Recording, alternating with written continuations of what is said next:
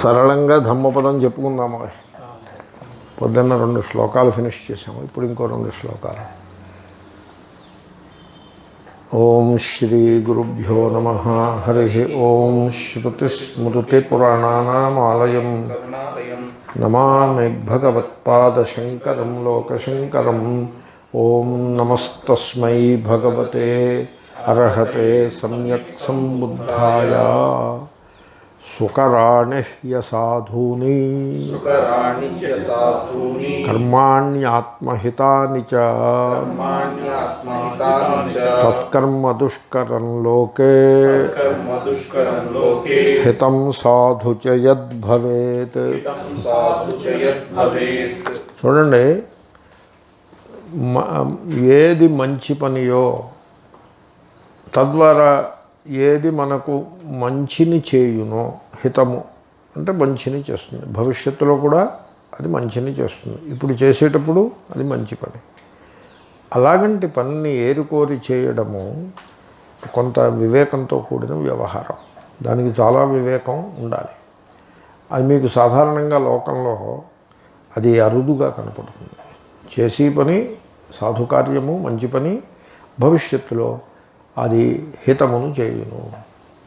ఒకప్పుడు చేసే పని మంచి పని, కానీ భవిష్యత్తులో హితమును చేయద్దది. ఉదాహరణకు కందుకూరి వీరేశలింగం పంతులు గారు రాజశేఖర చరిత్ర అనే ఒక నవలను వ్రాసినారు. దానిని ఒక నాటకం రూపంగా మలచి దూరదర్శన్ వాళ్ళు ప్రసారం చేశారు. చాలా మంచిగా చేశారు వాళ్ళు. రాజశేఖర చరిత్ర. ఆ చరిత్రలో రాజశేఖరుడు అనే ఆయన ఉంటాడు, దాత. ఆయన దానాన్ని చేస్తూ ఉంటాడు. దానము సాధుకార్యమా అసాధుకార్యమా? సాధుకార్యం. ఆయన దెబ్బైపోయి అడుక్కు తింటాడు ఆఖరిని. ఆయన మూలంగా ఆయన భార్య, పిల్లలు రోడ్డు మీద పడతారు. ఈ దానాల వల్ల హితము చేసిందా, అహితము చేసిందా? అహితము చేసింది. కర్ణుడు భారతంలో ఉండనే ఉంది. కవచకుండలాలని బ్రాహ్మణుడు వచ్చి అడిగితే దానం చేశాడు. కవచకుండలాలు ఎందుకు బ్రాహ్మణుడికి? దాని ఎత్తు బంగారం ఇచ్చి పంపించవచ్చు కదా. అయితే ఇచ్చిన మాట నిలబెట్టుకోవడం అన ఏదో సంథింగ్ లైక్ దాట్. నువ్వు ఏది కోరితే అది ఇస్తానని అనడం. అలాగంటే అది ఇప్పుడు కోరికను తీర్చడం మంచిది, ఇతరుల యొక్క కోరికను తీర్చడం అది ప్రేమతో నిండిన పని. కానీ దానివల్ల అతనికి చాలా హాని కలిగినది. దశరథ మహారాజు గారు నీకు ఏవైనా 2 కోరికలను ఇచ్చేస్తాను అని అన్నాడు. ఎందుకన్నాడు? కృతజ్ఞతాభావంతో అన్నాడు ఆయన. కృతజ్ఞ సత్యసంధశ్చ. దశరథుడి వర్ణన. కృతజ్ఞుడు, సత్యసంధుడు. కృతజ్ఞుడే ఇచ్చిన వరాలు సత్యసంధుడుగా దెబ్బ కొట్టేప్పటికి 20 ఏళ్ళో ఎంతో టైం పట్టింది. కృతజ్ఞుడు. ఆమె చేసిన యుద్ధంలో ఆమె సహాయపడింది ఆయనకి. ఏ రాణి సహాయపడలేదు. మిగతా రాణులందరూ పెద్దవాళ్ళు అండి, వాళ్ళు ఏం సహాయపడతారు? ఈవిడ చీర బిగించి కట్టి, కోక బిగించి కట్టి వెళ్ళి యుద్ధంలో ఈయన పక్కన నిలబడి బాణాలు అందించి, ఇవందించి, అవందించి చాలా సహాయం చేసింది. అప్పుడు ఆయన కృతజ్ఞతాభావంతో ఆయన ప్రాణాన్ని కూడా కాపాడినట్టుంది బహుశా. కృతజ్ఞతాభావాన్ని తోటి నీకు వరాలు ఇస్తున్నాను, కోరుకో అన్నాడు. అది కృతజ్ఞ. ఆ మాటను నిలబెట్టుకోవడానికి కోసమని సత్యసంధశ్చ. తర్వాత రాముణ్ణి అడవికి పంపించి తన మృత్యువును తానే ఏరుకోరి తెచ్చుకున్నట్లయింది. కాబట్టి సాధుకార్యం అవ్వచ్చు, కానీ హితము కాకపోవచ్చు. సత్యం బ్రూయాత్, ప్రియం బ్రూయాత్. సత్యము పలుకవలెను, ప్రియమును పలుకవలెను. సత్యమును పలికితే అది అప్రియమవుతుంది, ప్రియమును పలికితే అది అసత్యమవుతుంది. నబ్రూయాత్ సత్యమప్రియం, నామృతంచ ప్రియం బ్రూయాత్.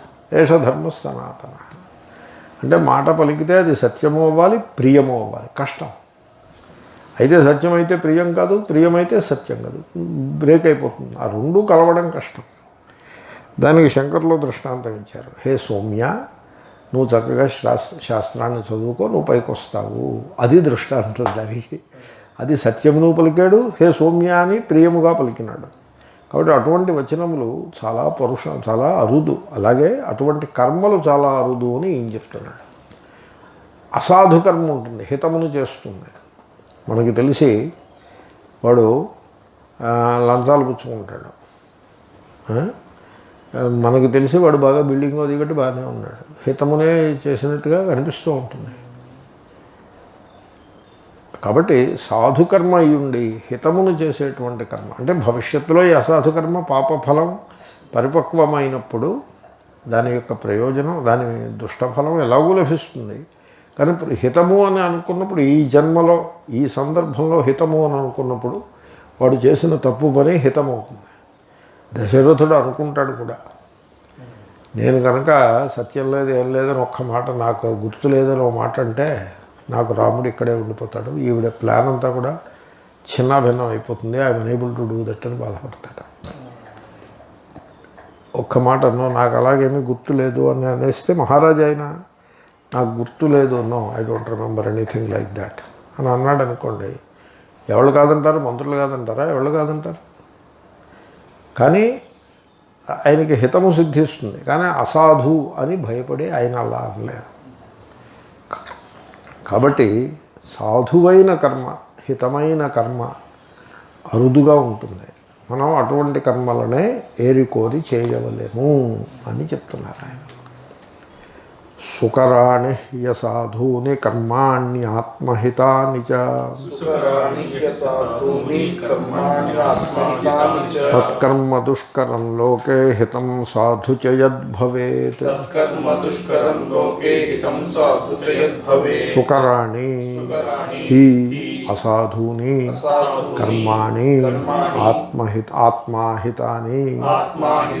ఇందాక ఆత్మహితానే అన్నాను, అర్థం మారిపోతుంది. ఆత్మాహితాని చ తత్ కర్మ దుష్కరం లోకే హితం సాధు చ యత్ భవేత్.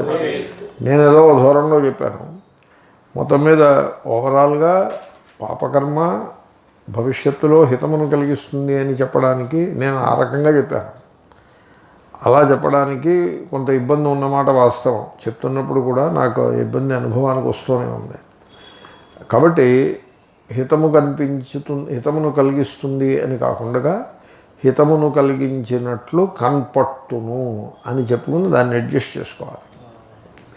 మీరు లాంగ్ రేంజ్ కనుక చూసుకున్నట్లయితే సాధుకర్మయే హితమును చేయును, అసాధుకర్మ తత్కాలమునందు హితమును చేసినట్లు కనిపించినప్పటికీ అది అహితమే అవుతుంది అని చెప్పాల్సి ఉంటుంది. మొత్తానికి ఈ శ్లోకాన్ని మనం జాగ్రత్తగా అన్వయించాల్సి ఉంటుంది కదా. అసాధుని చెడువైనట్టు ఆత్మాహితాని చ తనకు మంచి చేయని కర్మాణి కర్మలు హి నిశ్చయముగా సుకరాణి చేయుట తేలికయైనవి. కాబట్టి ఇందాక చెప్పిన దాన్ని మోడిఫై చేసేయండి. ఇందాక చెప్పింది ఏదో చెప్పాను, in one sense it's okay. అక్కడ హితశబ్దానికి ఇమీడియట్ కాన్సిక్వెన్స్ అనే సెన్స్లో చెప్పాను నేను, okay. But the real consequence ఎప్పుడూ కూడా సాధుకర్మకే హితము లభిస్తుంది, అసాధుకర్మకి అహితమే, ఓకే. కాబట్టి ఈ పనులు కొన్ని ఉంటాయి, అవి చెడ్డ పనులు చేసేప్పుడు చెడ్డవే కారణం. కాబట్టి సహజంగానే వాటి వల్ల కలిగే ఫలము, వాటి పరిణామము అహితమే, చెడు పరిణామమే అవుతుంది. అటువంటి కర్మలను చేయుట తేలిక, ఓకే. ఇందాక చెప్పిందంతా మోడిఫై చేసుకోవాల్సి ఉంటుంది. ఒక సెన్స్లో that is okay, but that is not the real sense. ఇందాక నేను ఆత్మహితానిచ అని చదివినట్టున్నాను, అందుకోసం ఆ యాంగిల్లో చెప్పారు. ఇప్పుడు అంటే you can argue on either side, this is the right way. ఆ పని మంచిది కాబట్టి హితమును చేసేది, లేదా చెడ్డది కాబట్టి హానిని కలిగించేది, అహితమును చేసేది. ఈ రెండు రకాల పనులు ఉన్నాయి. ఇంకా మీరు పెర్ముటేషన్స్ అండ్ కాంబినేషన్స్ వేయద్దు, ఓకే. సాధు బట్ హితము, అసాధు బట్ హితము, అలాంటి పెర్ముటేషన్స్ అండ్ కాంబినేషన్స్ వేయద్దు. ఇంతకుముందు ఏదో వేసాం ఇంక వేయద్దు. అప్పుడు మనకి ఎన్ని కర్మలు ఉన్నాయి మన ముందు? ఇప్పుడు రెండే ఉన్నాయి. సాధు దేర్ ఫోర్ హితము, అసాధు దేర్ ఫోర్ అహితము, రెండు కర్మలు ఉన్నాయి. వీటిల్లో చేయడానికి ఏది తేలిక అంటే ఏది అసాధువై అహితమును కలిగిస్తుందో అది చేయుట తేలిక. ఓ డాక్టర్ గారు చెప్పారు ఒక ప్రసంగంలో, అంటే ఆ ప్రసంగం ఎలా వచ్చిందంటే the nutritional aspect of South Indian vegetarian food అని ఒక సెమినార్ ఒకటి అయింది న్యూజెర్సీలో. ఒక డాక్టరు ఒక పేపర్ ప్రజెంట్ చేశాడు, సౌత్ ఇండియన్ వెజిటేరియన్ ఫుడ్ యొక్క న్యూట్రిషన్ వాల్యూ అని. నేను విన్నాను అది. ఆయన డిషెస్ ఏవో ఇచ్చాడు, primary dishes, general dishes, rice dishes, sugar dishes, tamarind dishes, అలాగేవో కొన్ని డిషెస్ ఇచ్చాడు ప్రైమరీ. ఇప్పుడు చెప్పండి, ఈ డిషెస్సే కదా సౌత్ ఇండియన్ ఫుడ్ అంటే, ఇవే కదా ప్రైమరీలీ ఇవి. అవును, ఆడియన్స్ ఉన్నారు. వీటిల్లో దేని ఫుడ్ వాల్యూ ఎంత, యాజ్ ఎ న్యూట్రిషన్ వాల్యూ ఎంత, దానివల్ల కనుక హాని ఎంత అని ఆయన లెక్కేసుకుంటూ పోయాడు. లెక్కేసుకుంటూ పోతే అల్టిమేట్గా మీకు ఒక్క సింగిల్ డిష్ కూడా యూస్ఫుల్ డిష్ దొరకలేదు.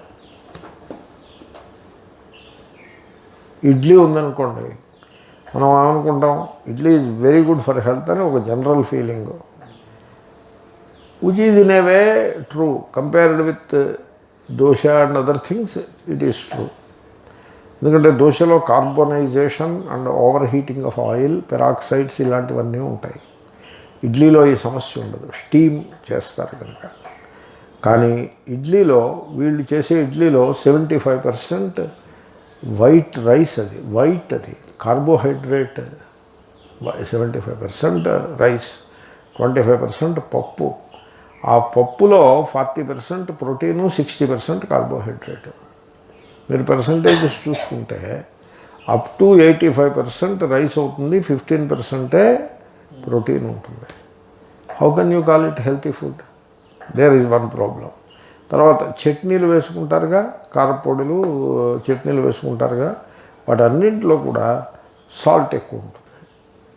So you are eating more salt in the name of idli eating. Therefore how can you call it nutritional? దాంట్లో ఆకుకూరలు ఏమున్నాయి, తర్వాత కాయగూరలు ఏమున్నాయి, పళ్ళే ఉన్నాయి, లేవుగా. How can you call it a nutritional dish? మీరు ఏదైనా పప్పు తీసుకుని దాంట్లో కొద్దిగా రైస్ వేసి, దాంట్లో కూరలు కట్ చేసి ముక్కలు దాంట్లో వేసి, తర్వాత ఆకుకూరలు కట్ చేసి దాంట్లో వేసి, ఉప్పు లైట్గా వేసి, ఆయిల్ మినిమం వేసి, స్టీమ్ చేసి దాన్ని సర్వ్ చేస్తే you can call it nutritional food, not the way you are eating. దాంట్లో సాంబార్ వేసుకుంటారు, దాంట్లో టామరిన్ ఉంటుంది, మళ్ళీ పులుపు ఉంటుంది, మళ్ళీ సాల్ట్ ఉంటుంది. How can you call it healthy dish?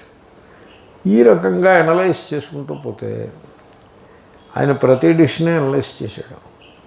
Your south Indian cuisine is fundamentally unhealthy. అది పొట్ట నింపుకోవడానికి, ఎంజాయ్ చేయడానికి ఉపయోగపడుతుందే తప్ప హెల్త్ మెయింటైన్ చేయడానికి ఉపయోగపడదు. No surprise, out of 3 people in South India, 1 is diabetic, 2nd one is pre-diabetic, 3rd one is non-diabetic. Out of 3 చూసుకోండి, 33% diabetic, ఇంకొక 33% pre diabetic, only 33% non diabetic పాపులేషన్లో. No surprise, food బాగోలేదని తెలుస్తూనే ఉంది కదా. ఇంకా హార్ట్ ప్రాబ్లమ్స్, బీపీ ప్రాబ్లమ్స్, వీటన్నిటినీ చూసుకుంటే ఎపిడమియాలజీ అంతా వస్తుంది దాంట్లో, న్యూట్రిషన్ సైన్స్. ఆ సందర్భంగా నేను ఆయనతో మధ్యలో మాట్లాడినప్పుడు ఆయన ఏమన్నారంటే, స్వామీజీ మీకు మాట చెప్తున్నాను, మీకు నచ్చి రుచిగా ఉండే డిష్ ఏది కూడా హెల్తీ కాదని చెప్పారు ఆయన. ఏది కూడా. మీకు పుల్లారెడ్డి స్వీట్లు అంటే ఇష్టమా, లేకపోతే ఇంకొక షాజహాన్ స్వీట్స్ అంటే ఇష్టమా? ఏది హెల్తీ కాదు. No sweet is a healthy dish. You drink juice, not healthy. Eat food, eat fruit, healthy. Fruit తినాలనుకోండి, అలాంటి పూటకాడిని పండు తినమంటే నాకు పళ్ళు లేవు, నేనేం పండు తింటా, అదే చేతికి జ్యూస్ ఇస్తే గడగడ తాగుతా. నో సర్ప్రైజ్, షుగర్ స్పైక్ వస్తుంది. కాబట్టి tasty, enjoyable and healthy dish లేదు. అలాగే అసాధువై ఉండి అహితమైన, తద్వారా అసాధువైన కారణంగా అహితమును చేసే కర్మలు చేయడం తేలిక.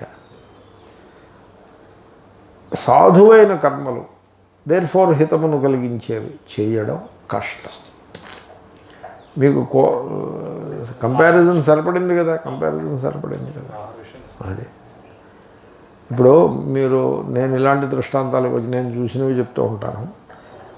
అక్కడ శివానందాశ్రమంలో నేను గీత పాఠం చెప్తున్నప్పుడు బాలాజీ మందిరానికి వస్తారు. బాలాజీ అంటే వస్తారు, రాముడు అంటే రాదు. మీరు రామాలయం కట్టారనుకోండి, not many will come. Ramanavami నాడు వస్తే రావచ్చు, అంతే తప్ప మామూలు అనే regular basis they won't come. మీరు షిరిడి బాబా మందిరం కడితే more people will come. Balaji of course more people will come. అక్కడ బాలాజీ మందిరం కట్టారు. It is said that originally that head, he did not want any such thing, but somehow it came up.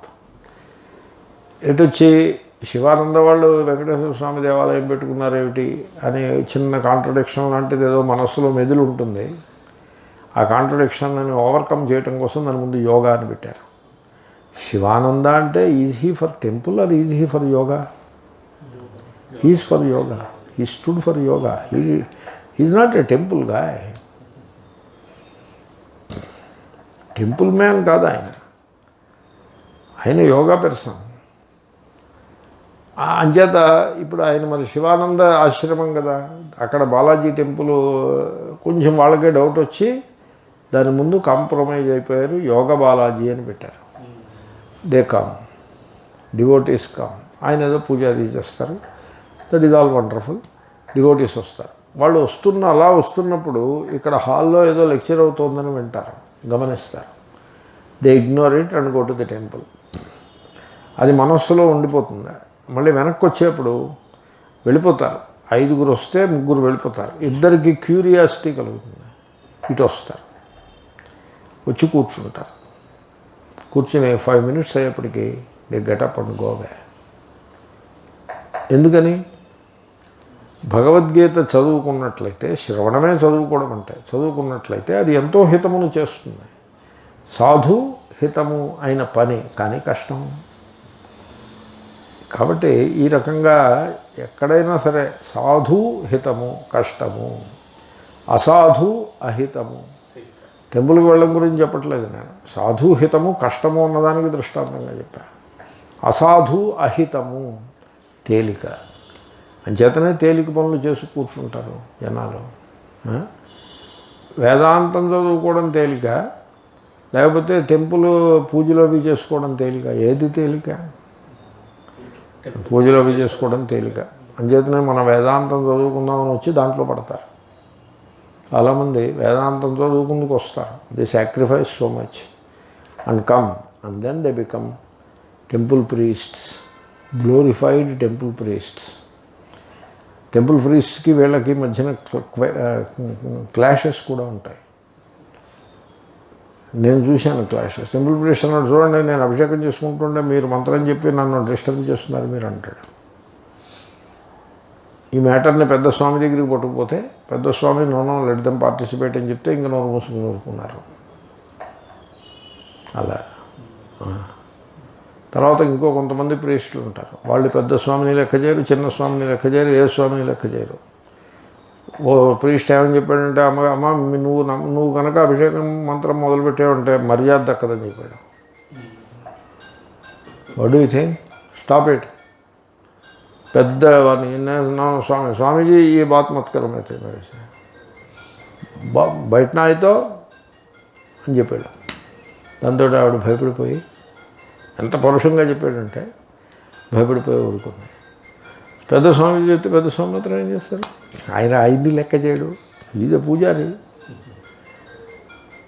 ఎందుకునో చెప్పాను, కాబట్టి జనులు ఏం చేస్తారు, ఏది తేలికయో అది చేస్తారు, ఏది కఠినమో దాన్ని మానేస్తారు. పూజ తేలిక, శాస్త్ర శ్రవణము కఠినము. కాబట్టి కఠినమైనది మానేసి పూజ చేస్తారు. పూజ కష్టం, క్లబ్కు వెళ్ళడం తేలిక, కాబట్టి పూజ మానేసి క్లబ్కు వెళ్తారు. అలా చూసుకోవాలి ఎక్కడికక్కడ. సాధుకర్మ కష్టం, అసాధుకర్మ తేలిక, కాబట్టి అసాధుకర్మం చేసి సాధుకర్మం మానేస్తారు.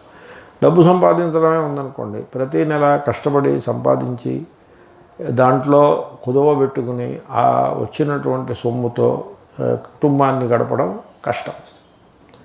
లంచం పుచ్చేసుకుని ఎంజాయ్ చేసేయటం తేలిక. అందుకోసం లంచం మీద పడతారు జనాలు వెళ్ళి. లోకే లోకమునందు యత్ ఏ కర్మ హితం సాధు మంచిది, హితంచ హితమును కలిగించేది కూడా భవేత్ అగునో తత్ అట్టి కర్మ దుష్కరం చేయుట కష్టము. అది నేను మొట్టమొదట ఆ శ్లోకాన్ని కొంచెం ఆకారం మిస్సింగ్గా చదివి ఏదో ఇంటర్ప్రిట్ చేశాను. That part you ignore, you take to this.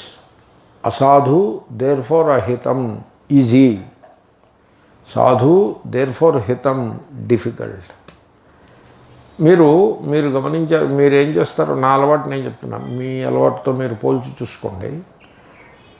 4 పనులు ఉన్నాయనుకోండి, దాంట్లో ఒకటి కఠినమైనది, మిగతావి తేలిక అనుకోండి. ముందు ఏ పని మీరు చేస్తారు?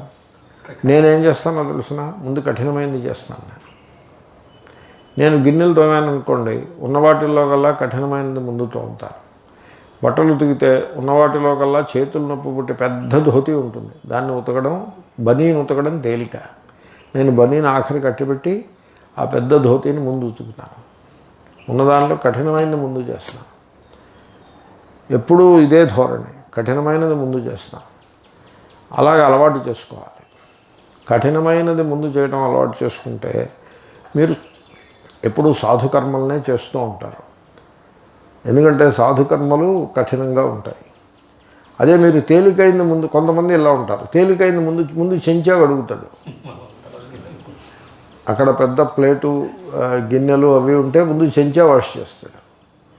వాడి లక్షణాన్ని బట్టి మీరు చెప్పచ్చు, వాడు ఎప్పుడైనా అసాధుకర్మ చేయడానికి తయారవుతాడు. ముందు ఈజీ వే కావాలి వాడికి.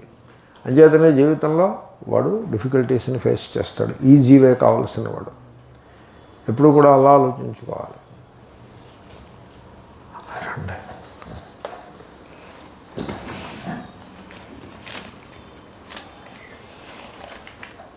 ఇది ఆఫ్ చేయండి. కాబట్టి కఠినమైనది ముందు చేసేయాలి. ఆ అలవాటు చేసుకుంటే మీరు మోస్ట్లీ సాధుకర్మలని చేస్తూ జీవితాన్ని గడపగలుగుతారు. అసాధూని అత ఏవ, అది నేను యాడ్ చేశాను. ఆత్మహితాని చ, సారీ మళ్ళీ అన్నాం. అసాధూని అత ఏవ ఆత్మనః అహితాని కర్మాణి సుకరాణి. యత్కర్మ లోకే సాధుహితంచ భవేత్ తత్కర్మ దుష్కరం. సుకరాణి యసాధూని కర్మాణ్యాత్మాహితాని చ తత్కర్మ దుష్కరం లోకే హితం సాధు చ యద్భవేత్. ఇప్పుడు బుద్ధుడు అనగానే 2 రకముల కండిషనింగ్ ఏర్పడింది మనకి. ఒకటి హీజ్ యాంటీ హిందూ అని ఒక కండిషనింగ్, ఇది మీమాంసకుల నుంచి వచ్చిన కండిషనింగ్. ఇది వాళ్ళకు కూడా ఆ కండిషనింగ్ ఎక్కడి నుంచి వచ్చింది? ఇన్ జనరల్ బుద్ధుడు కామ్యకర్మలను నిరాకరించినాడు. ఇన్ జనరల్ అంటే ఆయన చూసినప్పుడు కామ్యకర్మలు చాలా పెద్ద ఎత్తున చేస్తూ ఉండేవారు. గ్రామానికి వెళ్తుండగా దూరం నుంచి గ్రామాన్ని చూసినప్పుడు గ్రామంలో ఆ బ్రాహ్మణ గృహములన్నిటి నుండి కూడా ఆ కర్మల యొక్క ధూమం వస్తూ ఉండేది. ఆజ్య ధూమము, కర్మల యొక్క ధూమం అలా వస్తూ ఉండేది. అంత పెద్ద ఎత్తున కామ్యకర్మలను చేసేవారట. ఇప్పుడు ఆశ్వలాయనుడు అనే ఆయనతోటి బుద్ధునకు ఒక సంవాదము జరుగుతుంది. వివాదం అయింది తర్వాత, ముందు సంవాదమే అయినది. ఆశ్వలాయను దగ్గర 5,000 మంది శిష్యులు ఉండేవారు. ఆశ్వలాయనుడు గృహ్య సూత్రాలు రచించిన ఆయన. అది ఒక వేదశాఖకి అది ఆశ్వలాయన గృహ్య సూత్రము ఫేమస్. 5,000 మంది విద్యార్థులు ఉండేవారు ఆయన దగ్గర. వీళ్ళందరూ కర్మలను అనుష్ఠిస్తూ ఉండేవారంటే ఎంత ధూమం వస్తుందో మీకు ఆ గురుకులం నుంచి మీరు ఆలోచించుకోండి. అక్కడికి బుద్ధుడు వెళ్ళాడు. ఆ ధూమం అప్పుడప్పుడు ఆ ధూమంలో పశు విశేషణం కూడా భాగముగా ఉండేది. అందుకోసం ఆయన ఏం చేశాడంటే ఈ కామ్యకర్మల ఎడల ఒక వైముఖ్యాన్ని చూపించాడు ఆయన. దాంతో కర్మలను చేసుకునే వాళ్ళకి ఈయన కామ్యకర్మల ఎడల వైముఖ్యాన్ని చూపించాడు అని కాకుండా కర్మల ఎడల వైముఖ్యాన్ని చూపించినాడు అన్న విధంగా ఒక ఒపీనియన్ ఏర్పడిపోయింది. ఆయన కర్మ యాజ్ మీరు హోమం చేస్తారంటే ఆయన ఏం కాదనలేదు. మీరు పశుహింసతో కూడిన హోమాన్ని కామనలు తీర్చుకునేందుకొరకై చేసి వాటిని ఆయన నిరసించినాడు. అవి అధికంగా అది ప్రాయశః అవే ఉండడం చేతన మొత్తం కర్మనంతని నిరసించినట్టుగా అర్థాత్ సంభవించింది తప్ప ఆయన మొత్తం కర్మనేమీ నిరసించలేదు. అర్థాత్ అలా వచ్చింది. ఇంకా వీళ్ళు చేసేవన్నీ కామ్యకర్మలు అవ్వడం బట్టి అర్థాత్ అలా వచ్చినది. ఆయన ఆ విధంగా నిరసించాడు. దాంతో ఒక ఒపీనియన్ నిర్మాణం అయిపోయింది. ఏమిటంటే ఆయన కర్మ విరోధి. కాబట్టి మనం కర్మలు చేసుకునేవాళ్ళు బుద్ధుడిని దూరం పెట్టాలి. ఇది ఒక కండిషనింగ్. రెండవ కండిషనింగ్ ఏమిటంటే బుద్ధుడు హిందూ మతంలో భాగం కాదు, హిందూ మతానికి అనుకూలం కాదు. ఈ కర్మలు ఇంత లోతు కాకుండా జనరల్గా it is other than Hindu మతం. It is a kind of it is a reform in the Hindu ధర్మాన్ని కాకుండా it is opposite to Hindu dharma అని ఒక ఒపీనియన్ ఒకటి క్రియేట్ చేశారు. ఇన్ని కారణాల చేత భారతీయులు బుద్ధ ధర్మాన్ని దూరం పెట్టారు. ఇట్స్ ఎ హిస్టారిక్ బ్లండర్ అని పెద్దలందరూ చెప్పారు. మనం ఇది చదువుతుంటే అది హిస్టారిక్ బ్లండర్ అని తెలుస్తూనే ఉంది. ఎందుకంటే ఆయన హిందూ ధర్మానికి అనుకూలమైన మాటలే చెప్తున్నారు తప్ప ప్రతికూలమైన మాటలు ఏమీ చెప్పుటనే లేదు. ఆర్యాణామర్హతాం యస్తు శాసనం ధర్మజీవినాం పరిక్రోశతి దుర్మేధాః దృష్టిం పాపాం సమాశ్రితః సఫలత్యాత్మఘాతాయ ఫలాని ఖలు వేణువత్. అది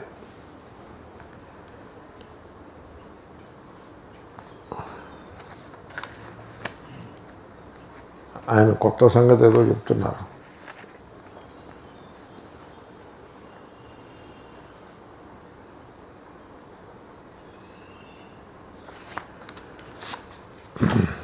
ఆర్యాణాం అర్హతాం యః తు శాసనం ధర్మజీవినాం పరిక్రోశతి దుర్మేధాః దృష్టిం పాపాం సమాశ్రితః సహ ఫలతి ఆత్మఘాతాయ ఫలాని ఖలు వేణువత్. అదే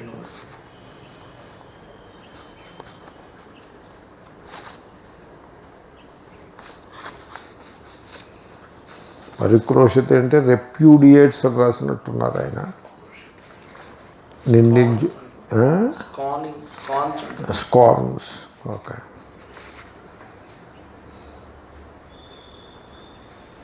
who repudiates the teaching of the unity అని రాశారు. It's okay. ఇప్పుడు ఒక భిక్షు ఉంటాడు, అర్హత్. అర్హత్ అంటే అర్థం ఏంటి? యోగ్యుడు అని అర్థం. ఆయన ధర్మబద్ధంగా జీవిస్తూ ఉంటాడు. చాలా నోబుల్ పర్సన్. ఆర్య, ధర్మబద్ధంగా జీవించేవాడిని ఆర్యుడు అంటారు. ఇక్కడ ఆర్య అంటే ఆర్యుడు ద్రవిడుడు అనే భేదం ఏమీ కాదు. ఇది ఓకే, ఆ భేదం బ్రిటిష్ వాళ్ళు పెట్టారు అని మన వాళ్ళు అంటున్నారు. బ్రిటిష్ వాళ్ళు పెట్టారో లేకపోతే వీళ్ళు పెట్టుకున్న దాన్ని వాళ్ళు పైకి పట్టుకొచ్చారో, మొత్తానికి ఏదో సంథింగ్ లైక్ దిస్ ఒకటి ఉండనే ఉన్నది. ఓకే, ఆర్యులు అంటే సాధు స్వభావము గలవారు. ఓకే, ఆర్య అనే పదం శుక్లయజుర్వేదంలో ఉంటుంది, అక్కడ ఆర్య అనే పదం వస్తుంది. సాధు స్వభావము కలవాడు. అర్హత్ అంటే మోక్షమునకు యోగ్యుడైనవాడు. ఓకే, అండ్ ధర్మజీవినాం, ఆ ఆర్యధర్మమును జీవితములో అవలంబించువాడు. అటువంటి వాళ్ళు ఉంటారు. వాళ్ళ మీద దుమ్ము చల్లేటువంటి ప్రయత్నం కొంతమంది చేస్తారు. దుర్మేధా, కొంతమంది అలా చేస్తారు. ఇప్పుడు నేను ఈ మధ్యన కొన్ని విని, అయ్యో వీళ్ళు ఇలాగ తప్పుగా వ్యాఖ్యానం చేస్తున్నారే అని నేను అనుకున్నాను. ఏమిటో తెలిసిన వ్యాఖ్యానము, ఇప్పుడు నరేంద్ర మోడీ గారు చాలా కష్టపడి పనిచేస్తున్నారు. అందరూ అంగీకరించేది, శత్రువులు మిత్రులు అందరూ ముక్తకంఠంతో అంగీకరించేది ఏమిటంటే ఈజ్ వెరీ హార్డ్ వర్కింగ్ అని. దానికి ఆయన హార్డ్ వర్కింగ్ దేనికోసం చేస్తున్నారు? మళ్ళీ ఎలక్షన్లో నెగ్గి మళ్ళీ ప్రధానమంత్రి అవ్వాలి. Hunger for winning and power, hunger for power, thirst for power, thirst for winning, ruthlessness. Election అంటే ruthless approach to election. You have to win the election by hook or by crook and you should get power. అందుకోసం చేస్తున్నారా? లేక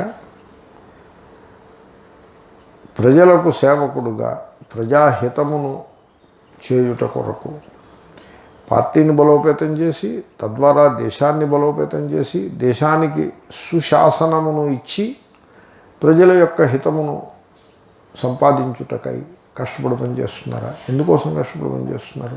ఏనా బీనా? B.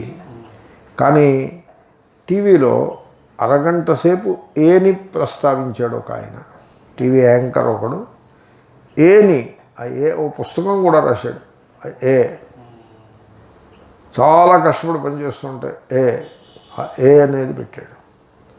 నాకు అనిపించింది, ఆర్యుల యొక్క ధర్మమును నిందించడం ఇంతకంటే వేరే ఏమీ ఉండదు అని అనిపించింది.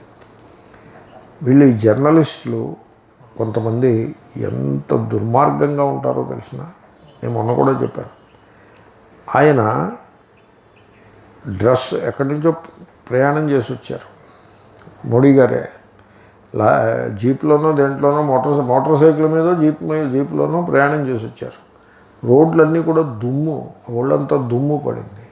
అప్పుడు రాగానే ఆయన నాకు ఒక బాత్రూమ్ చూపించండి అని వెళ్ళి ఆ బాత్రూమ్కి వెళ్ళి చక్కగా స్నానం చేసి, ఆ అంతకుముందు ఉన్న చెమట ఓడినటువంటి డ్రెస్ను తీసి పక్కన పెట్టి స్వచ్ఛమైన ఇస్త్రీ చేసిన డ్రెస్ వేసుకుని అప్పుడు సభకు వచ్చి అడ్రస్ చేశారు.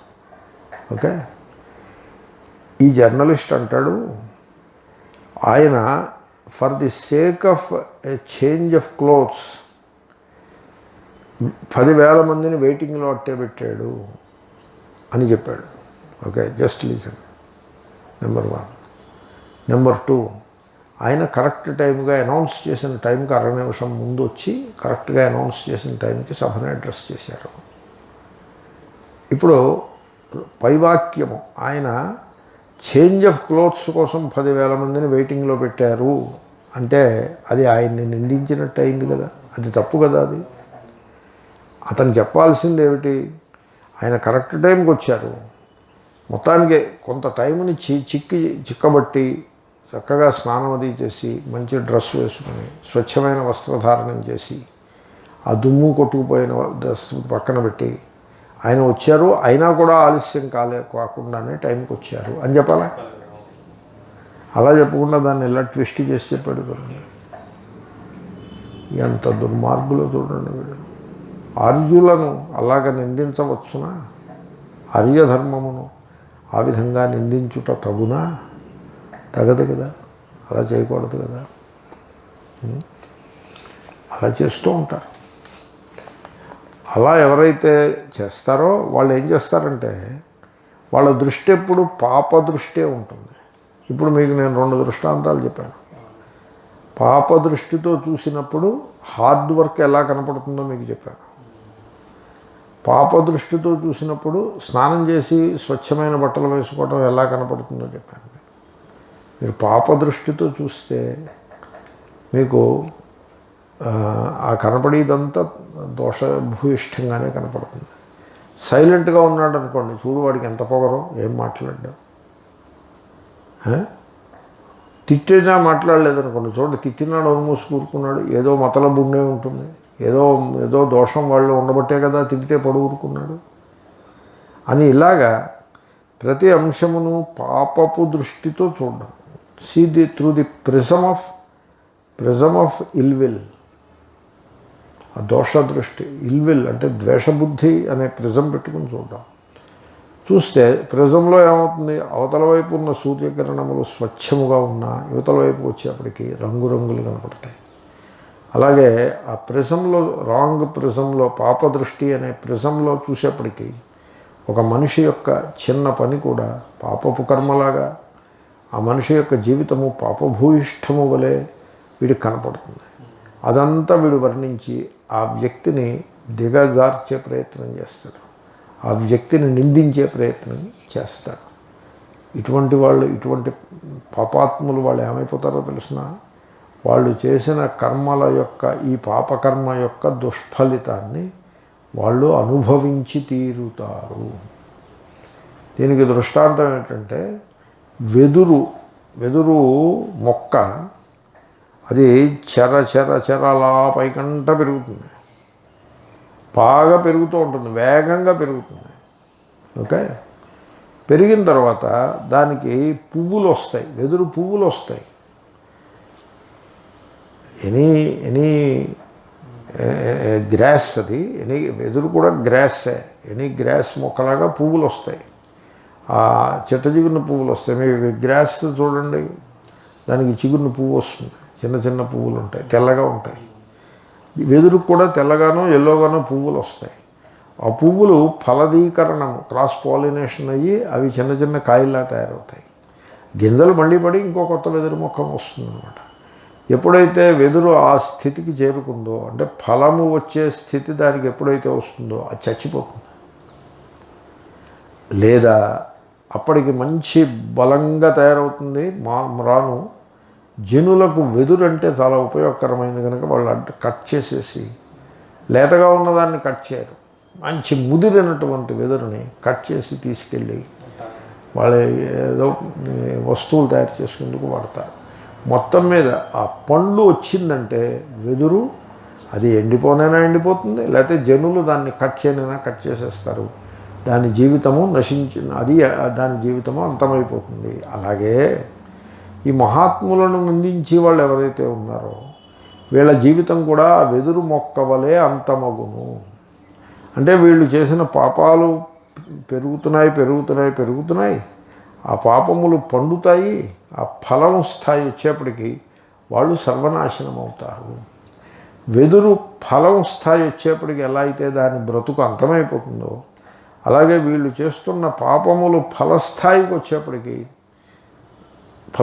వచ్చేటప్పటికి వాళ్ళు నాశాన్ని పొందుతారు, సర్వనాశనము పొందుతారు. ఓకే, ఇందాక చెప్పానా, ఇంకొకటి కూడా చెప్తున్నా. అంటే ఆ ప్రిజం, పాపపు ప్రిజం నుంచి చూచుట అనేదానికి దృష్టాంతంగా నరేంద్ర మోడీ గారి దృష్టాంతమే, మన ప్రైమ్ మినిస్టర్ గారి దృష్టాంతమే. ఆయనని ఒక విలేఖరి, జర్నలిస్టు, మీకు టీవీలో ప్రసంగం చేయడానికి మీకు స్లాట్ అలాట్ చేసాను, దయచేయండి అని పిలిచాడు. ఆయన వెళ్ళారు. వర్షం పడుతుంది కాబట్టి గొడుగు వేసుకు వెళ్ళారు. కొంచెం ఆ యాంటీనా ఏదో చెడిందండి, మీరు వెయిట్ చేయాల్సి ఉంటుంది అని చెప్పాడు. ఆయన వెయిట్ చేశారు. తర్వాత యాంటీనా సెటరైట్ అయిన తర్వాత ఆయన తన ప్రసంగాన్ని చెప్పి ఆయన వెళ్ళిపోయారు, గొడుగు వేసుకుని వెళ్ళిపోయారు. ఇతడు ఆ సన్నివేశాన్ని ఎలా వర్ణించాడో తెలుసిన, look at his hunger for propaganda. అని చెప్పాడు. పాపదృష్టి అంటే ఎలా ఉంటుందో చెప్తున్నా మీకు. సరైన దృష్టి ఏమిటి? ఆయన సరళంగా వచ్చారు, గొడుగు వేసుకుని వచ్చారు. యాంటీనా చెడిపోయింది, కరెక్ట్ టైంకి దాన్ని రెడీ చేయకపోవడం తప్పు వీళ్ళ వైపున ఉంది, ఆయన వైపు లేదు. ఆయన టైంకి వచ్చారు. అయినా కూడా తను టైంకి వచ్చిన ఏదో టెక్నికల్ ప్రాబ్లం వచ్చింది కాబట్టి he understands it, he cooperates, weights. And వీళ్ళు రెడీ అయిన తర్వాత ఒక హాఫ్ అన్ అవర్ లేట్ అయింది, అయినా కూడా ఆయన అలా పేషెంట్గా వర్షం పడుతున్నా గొడుగు పట్టుకుని అలా వెయిట్ చేసి ఆయన ఇచ్చిన మాట ప్రకారం ప్రోగ్రామ్ని ఫినిష్ చేసుకుని తర్వాత వెళ్ళారు. అబ్బో ఎంత సింపుల్ పర్సన్, ఎంత ఒబ్లైజింగ్ పర్సన్ అనాలి కదా. అలా అనుకుండగా ఏమన్నాడో తెలుసిన, ఏమంటున్నారో తెలుసిన, ఈ దుష్టులు పలికే పలుకులు అలా ఉంటాయి. ఆయనకు ఆ హంగర్, ఆ ప్రోపగాండా కావాలి, తన పేరు 10 మందిలో వెళ్ళాలి, రేపు పొద్దున ఎలక్షన్లో నెగ్గాలి, పవర్ చేతికి రావాలి. ఆ హంగర్ కారణంగా he is willing to take any trouble for that reason అని ఇంటర్ప్రెట్ చేశాడు. చూడండి, మీరు గమనించారా ఇదంతా? ఎంత రాంగ్ ఇంటర్ప్రెట్ చేసుకుంటూ పోతున్నాడో వరుస పెట్టి. కాబట్టి మహాపురుషుల యొక్క జీవితములను, వారి కర్మలను మీరు పాపపు దృష్టితో చూసినట్లయితే ఆ రకంగానే ఇంటర్ప్రెట్ చేసుకుంటూ పోవచ్చు. అలా చేస్తే ఈ పాపం పెరిగి పెరిగి పెరిగి ఆ వెదురు బొంగుకు పట్టిన గతే వీళ్ళకి పడుతుంది అని అంటున్నాడు బుద్ధుడు. ఆర్యాణం అర్హతాం యః తు శాసనం ధర్మజీవినాం పరిక్రోశతి దుర్మేధాః దృష్టిం పాపాం సమాశ్రితః సహ ఫలతి ఆత్మఘాతాయ ఫలాని ఖలు వేణువత్. ఆర్యాణం సజ్జనులైనట్టు, అర్హతాం మోక్షమునకు అర్హులైనట్టు, ధర్మజీవినాం ధర్మబద్ధముగా జీవించే పుణ్యాత్ముల యొక్క శాసనం వచనమును యహ ఎవడైతే, శాసనం అంటే రూల్ అని రాశారా? పోనీ రూల్ అనే అనుకోండి, టీచింగ్. వచనమును అని నేను అన్నాను అంటే ఆ మాటే అయింది. వారి యొక్క బోధను దుర్మేధాః దుష్టమైన తెలివితేటలు గలవాడు, పాపముతో నిండిన, అంటే పాపః అస్య అస్తి పాపః, అది సమాసం. పాపః అస్య అస్తి పాపః. పాప ఆ అనే ప్రత్యయం వస్తుంది. పాప అతో గుణే కానీ లేకపోతే ఎస్సేతి అనే సూత్రం చేత ఆ ముందున్న ఆలోపించి పాప అవుతుంది. యోగ అస్య అస్తి యోగ, పాప అస్య అస్తి పాప. అలాగా పాపముతో నిండిన దృష్టికోణమును సమాశ్రిత ఆశ్రయించిన యస్తు ఎవడైతే పరిక్రోశతి అధికముగా నిందించునో, అదే వారి యొక్క వచనము. ఎవరి యొక్క వచనము? ఆర్యాణం ధర్మజీవినాం అర్హతాం శాసనం. ఎవడు దుర్మేధాః పాపాం దృష్టిం సమాశ్రితః యః పరిక్రోశతి అధికముగా నిందించును, సహా వాడు ఆత్మఘాతాయ తన వినాశము కొరకు ఫలతి పండును. అది వాడు పెరిగి పెద్దవాడై పండుతాడు. ఆ వాడే పండుతాడు. ఈ కర్మలన్నీ పెరిగి పెరిగి పండుతాడు. ఎలా పండుతాడు? పండుతూనే వినాశాన్ని పొందే విధంగా పండుతాడు. ఎలాగా? వేణువత్ వెదురు వలె ఫలాని పళ్ళను ఆత్మఘాతాయ తన వినాశము కొరకు ఫలతి పండునో ఆ ప్రకారముగా. అది వెదురు పెరిగి పెరిగి పెరిగి పండుతుంది, పళ్ళు వస్తాయి, పళ్ళు వచ్చిందంటే అది నశించిపోతుంది. ఆ విధంగా వీడు కూడా తిట్టి తిట్టి తిట్టి ఆ పాపం పెరిగి పెరిగి పెరిగి అది పండుతుంది. అది పండినప్పుడు ఆత్మ వినాశమును పొందును. అంచేతనే మహాత్ముల వచనమును మనం తిట్టుతో కూర్చోకూడదు, దాంట్లో పాప దృష్టి పెట్టుకుని తిట్టకూడదు. దాంట్లో ఏదైనా దోషం ఉన్నట్లయితే పాయింట్అవుట్ చేయొచ్చు, అది కూడా వినయంగా యుక్తియుక్తముగా వినయముగా అహంకారం లేకుండా పాయింట్అవుట్ చేయటం తప్పు కాదు. వాద సంవాదం అనేది ఉంటుంది, ప్రతిదానికి తలకాయ ఊపనక్కర్లేదు. ఎదురువాళ్ళు చెప్పిన మాట తప్పు అయితే మనం దాన్ని కాదనవచ్చు, కానీ అది తప్పు కాకుండా చూడడమే పాపపు దృష్టితో చూచి దానిలో లేని దోషములను కల్పించి అలా ఇంటర్ప్రెట్ చేయడం, కల్పించి దానిని ఆ విధంగా ఎదురువాళ్ళని మహాత్ములని నిందించుటయే పనిగా పెట్టుకున్నవాడు వాడికి ఈ వెదురు బొంగుకు పట్టిన దుర్గతి పట్టును. షష్ఠీలన్నీ చెప్పండి. ఆర్యాణం అర్హతాం ధర్మజీవినాం శాసనం దుర్మేధాః పాపాం దృష్టిం సమాశ్రితః యః తు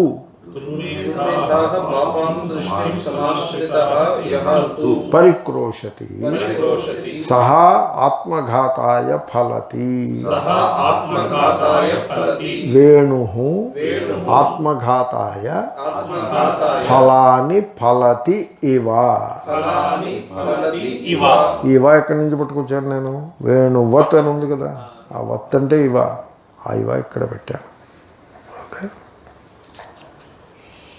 ఆర్యాణామర్హతాం యస్తు శాసనం ధర్మజీవినాం పరిక్రోశతి దుర్మేధా దృష్టిం పాపాం సమాశ్రితః. సమాసం చేస్తే విసర్గ పోతుంది. సఫలత్యాత్మఘాతాయ ఫలాని ఖలు వేణువత్.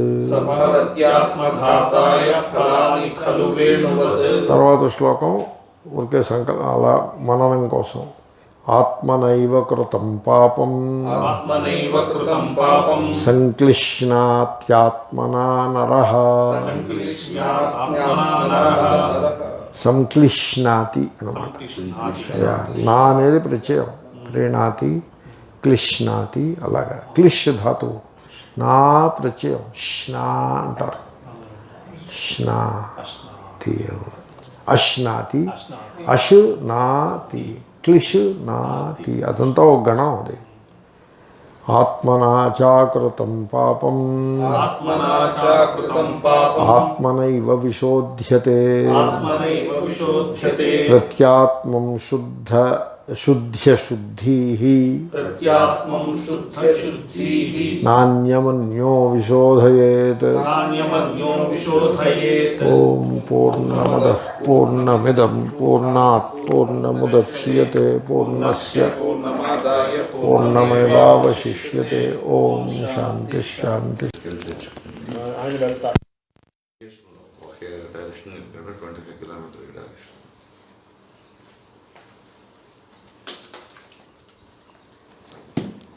చెక్కు సమాచారం వచ్చిందా?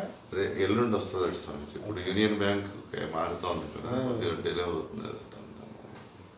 చెక్ క్లియరెన్సెస్ డిలే అవుతున్నాయండి.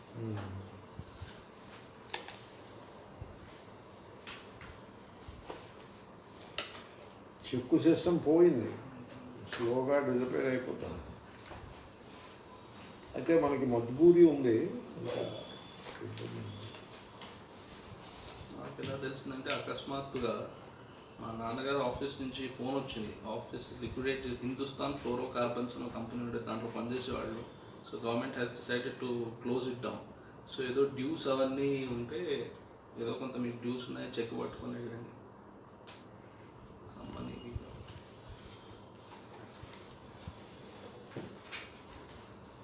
ఫ్లోరో కార్బన్స్ అంటే ఏంటి స్వామిజీ? ఫ్లోరిన్ అని ఒక ఎలిమెంట్ ఉంది. క్లోరిన్ పేరు విన్నారా? Chlorine, bromine, iodine, fluorine. మొట్టమొదటి ఫ్లోరిన్ ఉంటుంది. Fluorine bromine iodine,